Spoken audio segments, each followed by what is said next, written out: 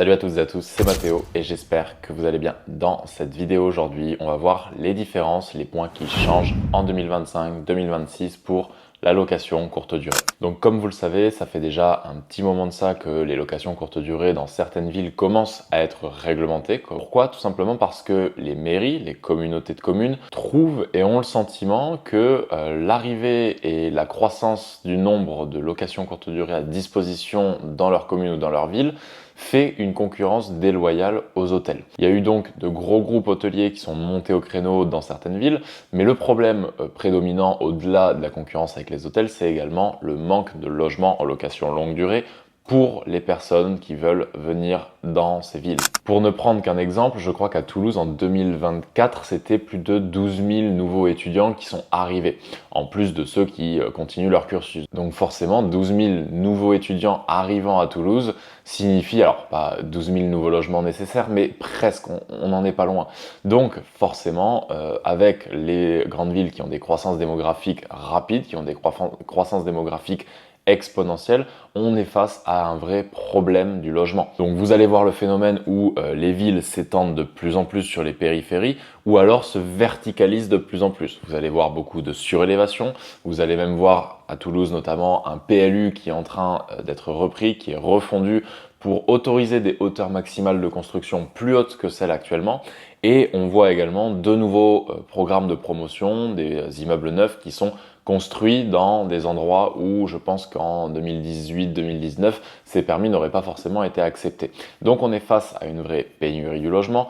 Les nouvelles personnes, les nouveaux étudiants qui en plus n'ont pas forcément des revenus colossaux ou qui ont des parents en tant que garants mais qui ne peuvent pas forcément non plus aller sur des appartements à 1500-2000 euros par mois de loyer, se retrouvent dans une situation où il est très compliqué de se loger dans les grandes villes parce qu'une grande majorité des investisseurs immobiliers décident de faire de la location courte durée. Pourquoi? Parce que c'est bien sûr beaucoup plus rentable. Donc pour contrecarrer tout ça, l'État a fait passer la loi Le Meur, donc la loi dite anti-Airbnb, qui donne plus de pouvoir aux communes pour restreindre l'activité de location courte durée dans leur commune. Donc premier point qui change par rapport à 2024, c'est la réduction de la possibilité de louer sa résidence principale en location courte durée de 120 nuits à 90 nuits. On pouvait jusqu'à très récemment louer sa résidence principale sur Airbnb, Booking, 120 nuits par an, soit environ 4 mois dans l'année, et ces 4 mois de location autorisés pour sa résidence principale ont été descendus à 3 mois. Donc encore une fois, gardez en tête que toutes ces modifications, tous ces changements sont à prendre et à analyser ville par ville.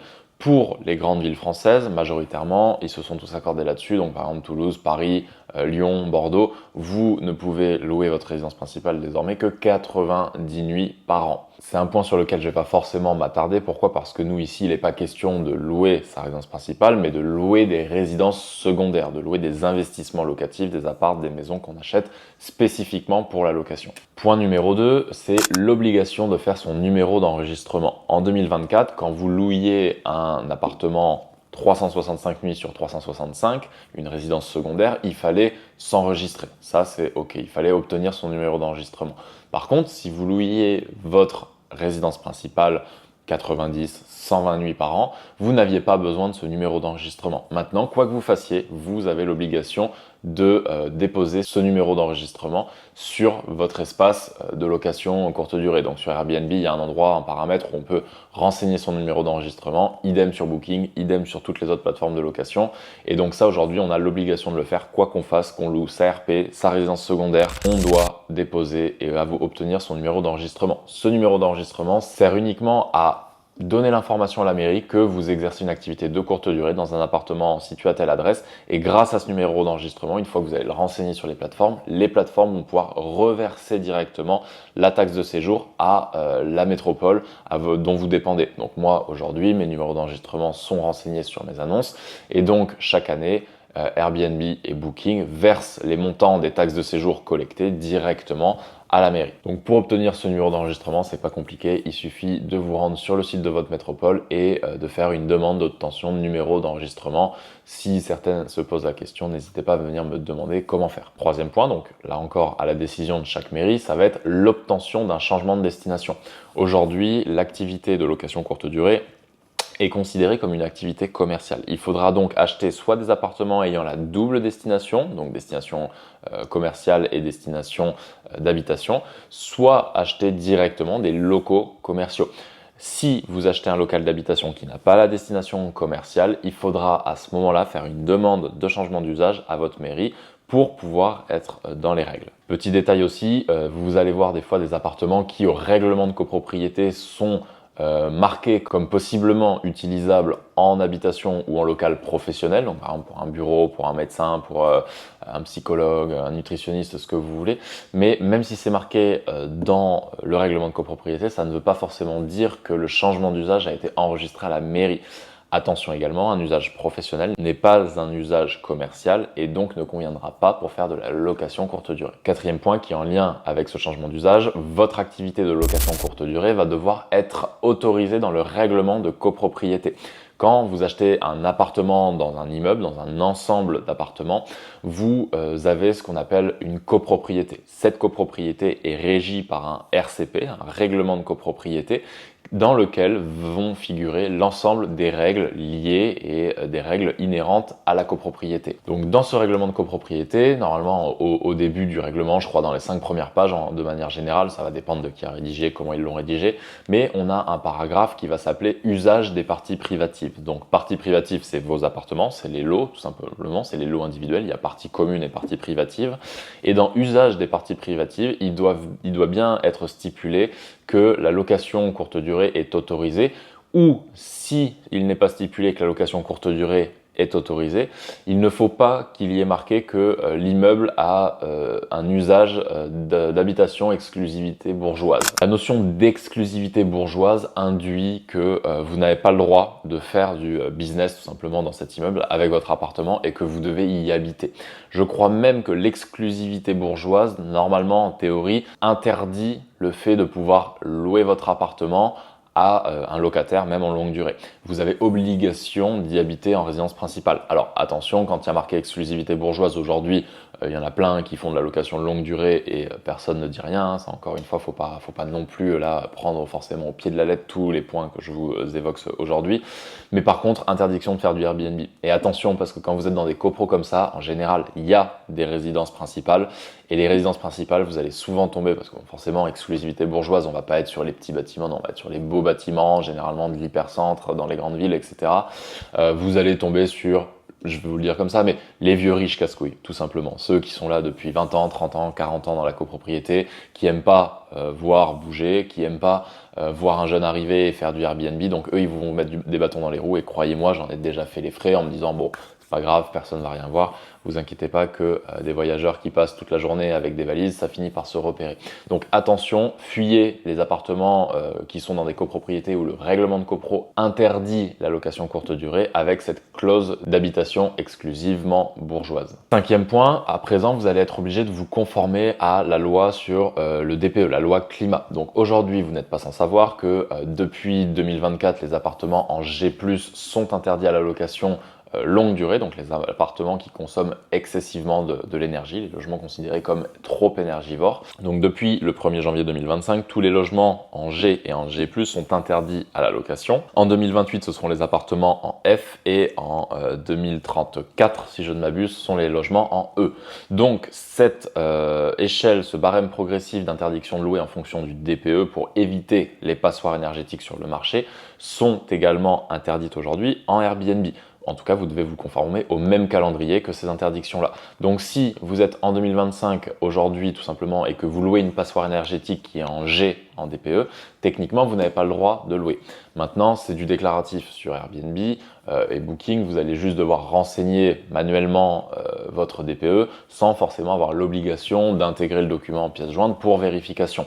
Maintenant, attention parce que selon moi, les contrôles vont continuer de s'accentuer là-dessus et forcément, je pense que même l'État français va obliger Airbnb sur les appartements en France à avoir une transparence, une communication des données pour vérifier qu'il n'y a pas de logement en G à la location sur Airbnb.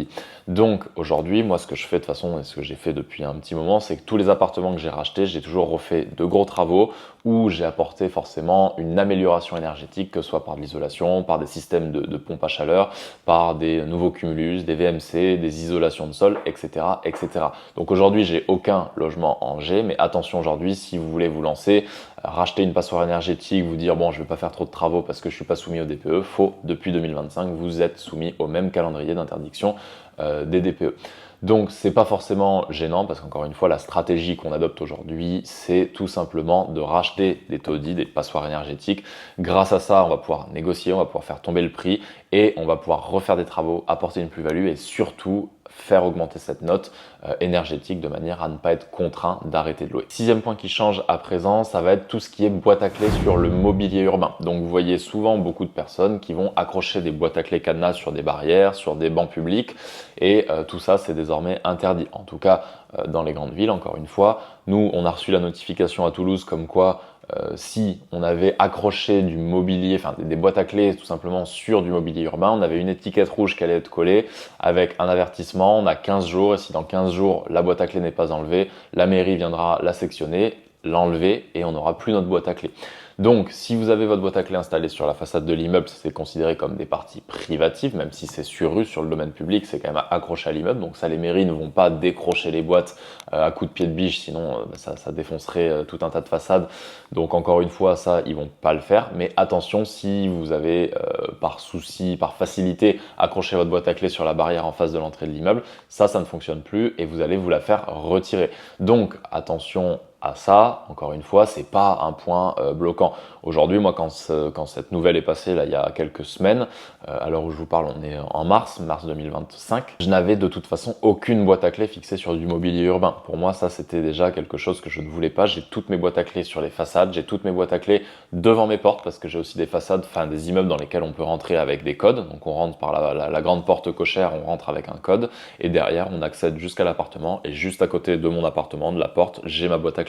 Donc là, vous êtes invisible de la rue, c'est parfait, c'est même la meilleure option possible si vous avez la possibilité de faire ça. Et septième point, alors plus en lien maintenant avec le projet de loi de finances, donc d'un point de vue fiscalité, on a vu beaucoup de remue-ménage, beaucoup de modifications sur le LMNP, on a entendu que le LMNP était mort partout. Alors fondamentalement, le régime micro-BIC, l'abattement du micro-BIC a été aligné à l'allocation nue, donc maintenant là où vous aviez 70% d'abattement, vous n'en avez plus que 30%, mais le régime micro-BIC, si vous suivez mes vidéos et que vous avez quelques notions de fiscalité, c'est pas celui vers lequel on va, étant donné que nous on est au régime réel. Quand on fait du LMNP avec une stratégie de racheter des appartements dans lesquels on va faire de gros travaux, on opte pour le régime réel qui va nous permettre de venir déduire les frais réels qu'on a liés au logement. Donc fondamentalement, le régime réel, ils y ont pas touché, donc vous avez encore les mêmes avantages fiscaux, le même mécanisme qui va pouvoir vous permettre de tomber en déficit, de reporter ce déficit sur l'année N+1 et de cette manière d'éviter de payer des impôts sur plusieurs années. La seule chose qui a été modifiée et qui a quand même son importance, ça va être la réintégration de l'amortissement dans le calcul de la plus-value. Je m'explique. Avant, si vous vendiez un bien que vous détenez en perso, par exemple une résidence secondaire, donc un investissement locatif, si vous l'aviez acheté 100 000, que vous le revendez 150 000 euros 5 ans après, vous avez une plus-value de 50 000 euros, votre plus-value réelle. Et vous étiez imposé sur ces 50 000 euros de plus-value. Désormais, avec la réintégration de l'amortissement, si vous l'avez détenu pendant 5 ans, vous avez passé des amortissements. Alors, je ne vais pas rentrer dans le détail ici, mais les amortissements, c'est tout un tas de charges liées à la vétusté du bien, de la toiture, du mobilier, qui va venir tout simplement réduire votre résultat annuel. Et si sur 5 ans, par exemple, vous avez amorti, je ne sais pas, ne serait-ce que 10 000 euros, ben, le calcul de la plus-value ne se fera pas sur votre plus-value réelle de 50 000 euros, mais il se fera sur la plus-value amortie, donc les 50 000 plus les 10 000 euros d'amortissement que vous aurez eu entre temps. Donc vous allez vous faire imposer sur 60 000 euros. Donc à ce moment-là, forcément, ça va faire augmenter un petit peu votre enveloppe d'imposition dans le cas d'une vente d'une résidence secondaire. Et si vous vendez votre RP, c'est encore différent. Alors vous savez que sur une RP, quand on vend une RP, on est exonéré d'impôt sur la plus-value. Mais là où beaucoup de personnes en ont abusé, hein, ils achetaient, ils revendaient des résidences principales tous les ans pour justement bénéficier de cette plus-value sans être imposés, ils veulent désormais imposer une durée de vie tout simplement dans votre résidence principale d'au moins 5 ans. Donc ça veut dire qu'il faudra pouvoir justifier que votre première facture d'électricité à votre nom à cette adresse date d'il y a plus de 5 ans. Donc ça, c'est une contrainte supplémentaire également pour certaines personnes. Alors ça n'est pas passé, ça n'a pas été validé, mais bon, quand c'est en discussion, on a quand même toujours le droit de se dire que ça va finir par arriver, mais c'est pas non plus très grave parce que moi je fais de l'immobilier en pensant vraiment long terme, en pensant à dans 20 ans, dans 30 ans, et aujourd'hui, alors on dit que souvent on est complètement exonéré d'impôt sur la plus-value 30 ans après.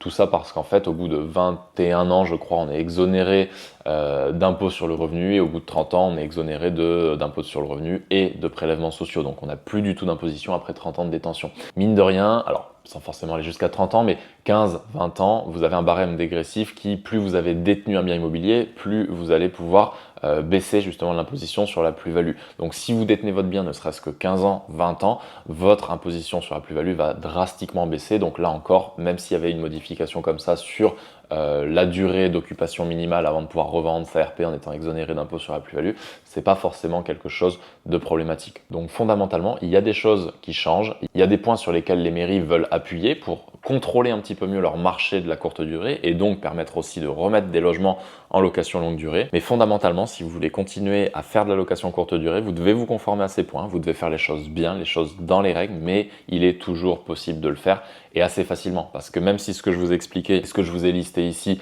peut sembler effrayant, dans les faits, il n'y a rien de bien compliqué, c'est un tout petit peu d'administratif, c'est vérifier au moment de l'achat dans votre règlement de copro que la location courte durée n'est pas interdite, mais vous allez voir que notamment dans les villes comme Toulouse aujourd'hui, c'est quasiment autorisé partout, et après vous allez devoir juste faire les choses bien au niveau de votre achat, au niveau de votre comptabilité, de vos déclarations, donc avoir tout simplement un bon expert comptable capable de vous calculer ses amortissements, etc.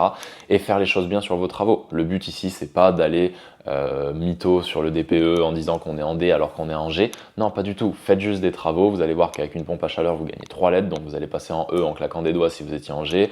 Et en faisant 2-3 ajustements derrière, vous allez relever complètement le DPE et vous n'allez avoir aucune restriction. Si vous avez aimé cette vidéo, vous avez dans la description le lien vers une formation 100% offerte que j'ai mise en place.